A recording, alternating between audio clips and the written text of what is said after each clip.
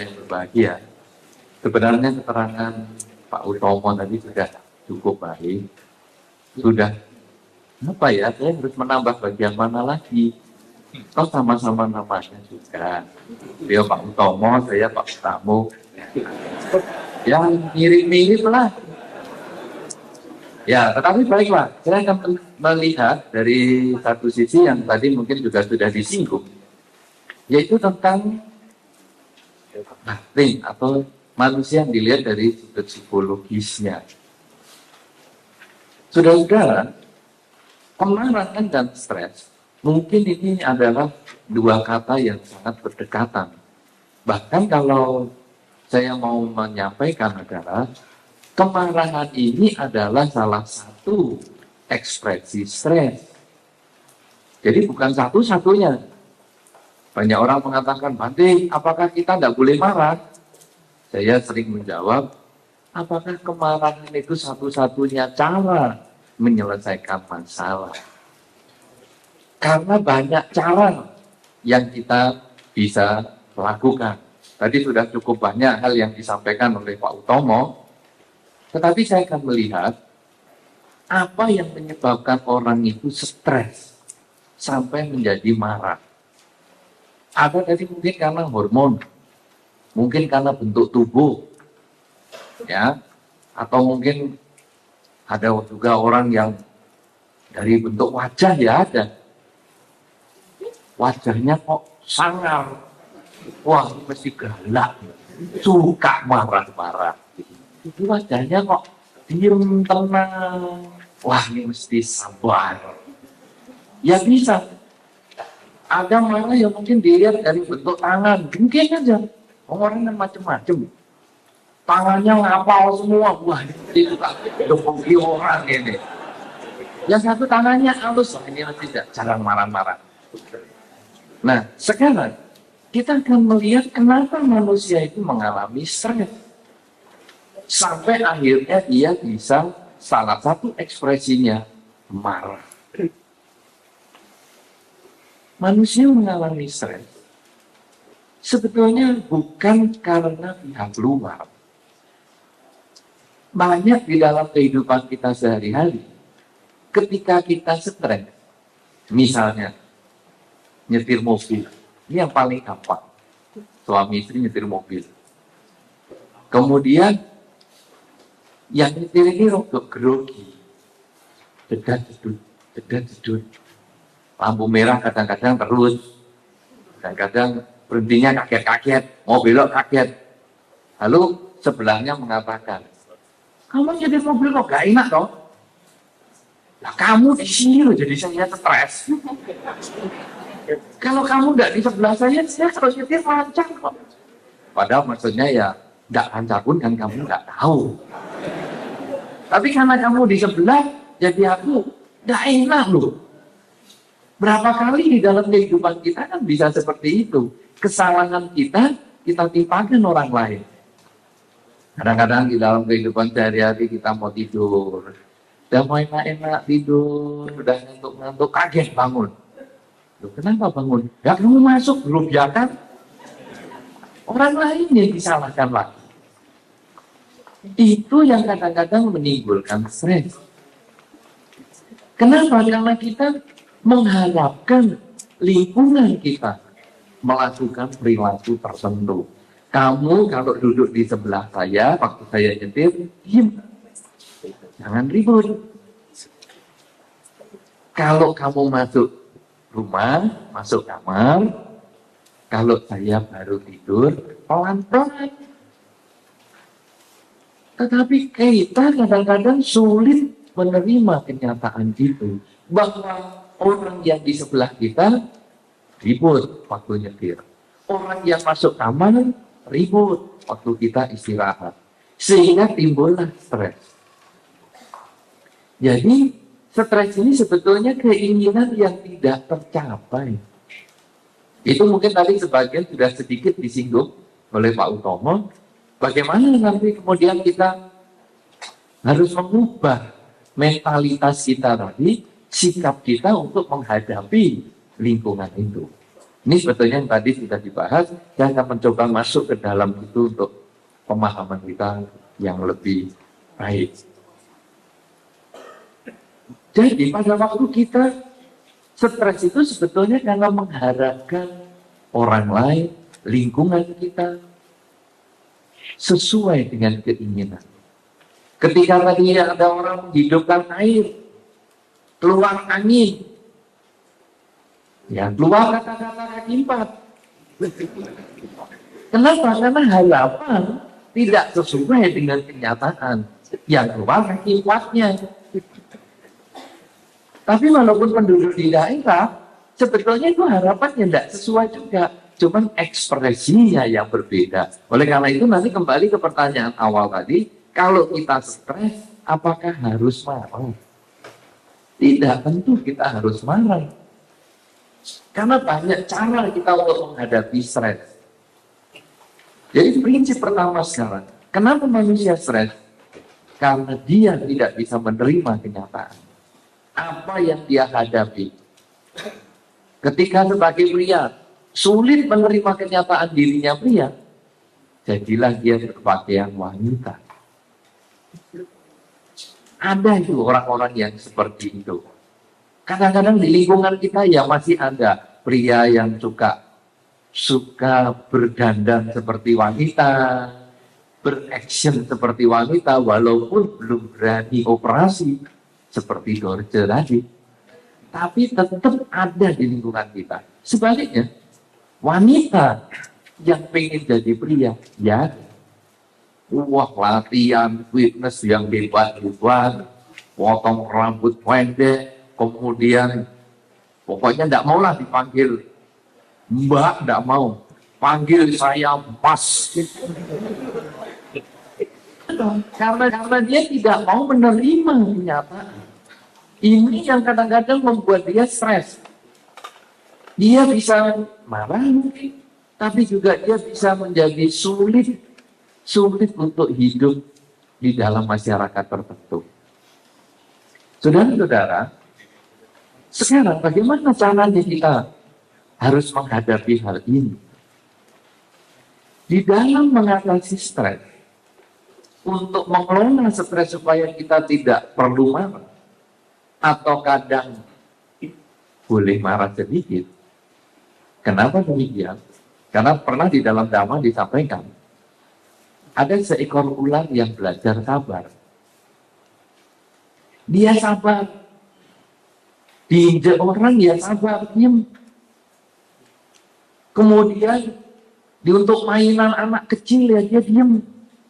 Bahkan sampai akhirnya, diambil oleh ibu yang buta, atau rabun mata, kemudian dipakai untuk tali. Kayu bakar yang sudah dia cari di hutan tersebut. Nah, ular ini diam karena dia pikir aku kan belajar kesabaran. Dia diam. Tali. Kemudian ibu ini menggendong ikatan kayu yang talinya ular itu pulang ke rumah. Sampai di rumah, ular ini membebaskan ikatannya antara ekor dan kepalanya, dibebaskan sendiri. Kemudian dia merayap kembali ke hutan. Di sana dia lapor dengan seorang pertapa yang di hutan. Dia mengatakan, aku sudah latihan kesabaran. Aku sudah bisa sabar. Waktu aku dijadikan tali, aku diem, aku diinjak, aku diem. Aku untuk mainan anak kecil, aku diem. Aku sudah lulus latihan kesabaran. Apa jawab sang pertapa? Salah. Kamu tidak boleh seperti itu. Loh, apa aku harus menggigit? Tidak. Tapi kan kamu boleh mendesis. Menunjukkan bahwa kamu ular. Supaya jangan mengkondisikan orang melakukan kejahatan atas dirimu. Artinya apa? Kita nanti selesai acara talkshow ini, diharapkan kita bisa mengelola kemarahan kita. Tapi bukan menjadi orang yang sabar, dikampleng ya sabar. Ya Allah, dikampleng. Iya, terima kasih. Lagi. Kampleng yang ini. Iya, lagi. Kok belum benjol? Coba dibikin benjol. Aku lebih senang nih biar karma burukku berbuah semua. Ini orang bodoh baik hati. Bukan ini tujuannya. Tapi kita bagaimana sekarang mengelola. Supaya kita bisa mengekspresikan kemarahan kita pada saat yang tepat, cara yang benar, dan tepat sasaran. Orangnya atau sasarannya tepat. Satu contoh misalnya, kita marah-marah, kemudian banting pintu. Tadi kan ada itu, tipe atletikus. Banting pintu. Lebih salah apa? Apa kalau kita sudah banting pintu itu kemudian selesai? Apa pintu ini yang menyebabkan saya marah? Kan tidak demikian. Saya tidak tercapai cita-cita saya tidak tercapai keinginan saya. Ini stres saya. Tetapi ekspresi saya mecahkan pintu, mukul pasangan hidup, banting anak, nyekik bayi. Ini bukan ekspresi yang benar karena itu tidak menyelesaikan masalah. Anda tentu pernah mendengar di dalam salah satu berita di televisi, bayi yang nangis semalam suntuk dibanting sampai mati. Itu ada. Kenapa? Dia nggak bisa tidur. Dia nggak bisa tidur kan boleh kupingnya yang ditutup, bukan bayinya yang dicekik atau yang dibanting. Ini adalah bagaimana sekarang kita harus mengatasi stres kita. Cara mengatasi stres nomor satu adalah menerima kenyataan. Ini sulit, gampang diomong, sulit dilakukan. Anda harus sering-sering mengucapkan dalam hati, menerima kenyataan. Apa itu? Kenyataan saat ini. Orang mengalami stres karena dia membandingkan masa lalu dan masa yang akan datang. Manusia mempunyai 3 waktu, masa lalu, masa sekarang, dan masa depan. Tiga-tiganya ini memang sangat erat hubungannya dengan kita. Tetapi yang paling erat adalah diri kita saat ini. Kita kadang terpikir masa lalu. Aduh, gara-gara aku kawin sama kamu jadi masalah datang begini. Apa ini kawinnya harus diganti tanggal? Dulu hitungan tanggalnya tiba lambe. Jadi artinya ribut mulu terus. Wah, kalau begitu ini ganti tanggal. Jadi kita melihat masalah. Padahal memang kita sekarang adalah bagian dari masa lalu tapi tidak berproses. Atau kita takut yang akan datang. Duh, nanti bagaimana ya? Kalau aku melakukan ini, kalau aku usaha ini kemudian gagal bagaimana ya? Waduh, nanti bagaimana? Ini stres timbul. Masa lampau kita memang pernah ada, tapi sudah tidak ada. Anda yang tadi jam 5 sore, Anda pernah ada. Ada nggak Anda tadi jam 5? Ada dong. Yang jam 5 tadi ada, tapi sudah hanya pernah ada. Kenapa? Karena kalau Anda mengatakan jam 5 tadi ada, sekarang sudah jam sekian dan Anda kembali ke jam 5, Anda tidak bisa. Sebaliknya nanti yang jam 9, Anda akan ada. Tapi belum tentu ada. Siapa tahu ada gempa bumi, siapa tahu jantung kita sudah berhenti, siapa tahu kita lupa memasukkan nafas. Banyak kemungkinan, tetapi kita akan ada, tapi belum tentu ada. Cuma itu kadang stres, menimbulkan stres di diri kita. Kalau yang lalu kita menyesal, isinya nyesel, kenapa saya begini, kenapa saya mengambil keputusan seperti itu, akhirnya kita stres, yang efeknya bisa marah-marah. Yang akan datang, itu juga stres, efeknya juga bisa marah. Salah satu contoh yang paling sederhana, kadang orang takut mati, itu juga ada. Semua orang tahu akan mati, tapi kadang tidak siap menghadapi kematian. Saya yakin kalau Anda ditanya, semua orang, apakah Anda tahu kalau mau mati? Tahu. Siap nggak kalau mati nanti jam 9? Saya kira tidak banyak yang siap. Pasti gelisah. Nah, gelisah ini kadang-kadang kemudian muncullah stres tadi. Tidak siap menerima kenyataan. Akhirnya, kalau ada orang nyinggung, kita di dunia ini semua akan mengalami kematian. Jangan ngomong gitu. Jelek itu, jelek. Ngomonglah yang hidup-hidup saja. Jangan ngomong mati-mati. Sial nanti kita. Yuk, kita akan mati. Awas loh, kamu kalau ngomong mati-mati terus, usir kamu baru tahu. Energi kita muncul dalam bentuk kemarahan. Kenapa? Karena kita pada dasarnya takut mati.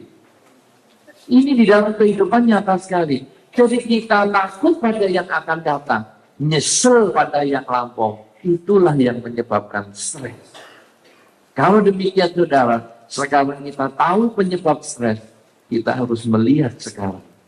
Bagaimana cara mengendalikan stres? Sebetulnya pengendalian stres adalah kembali pada menyadari hidup adalah saat ini. Untuk menerima kenyataan, kita harus menyadari bahwa saya hidup saat ini. Tadi saya pernah hidup, tapi sudah tidak hidup. Nanti saya akan hidup, tapi belum tentu hidup. Hidup adalah saat ini. Sehingga kalau sekarang Anda selalu sadar itu, sebetulnya Anda bebas dari stres. Tapi sekarang bagaimana cara menyadarinya? Nah ini, Anda sering bertanya pada diri sendiri. Tiap kali Anda melakukan sesuatu, tanyalah pada diri sendiri. Saat ini, saya sedang apa? Oh, saat ini saya sedang membaca. Saat ini saya sedang apa? Saat ini saya sedang bekerja. Saat ini saya sedang apa? Saat ini saya sedang menonton televisi. Saat ini saya sedang apa? Saat ini saya sedang berbicara dan sebagainya. Kemudian yang paling stres, yang paling kelihatan yang kadang menimbulkan marah adalah ketika saat ini saya mau tidur. Itu kadang bikin stres. Mau tidur, pikiran kita ada nyamuk. Akhirnya kamu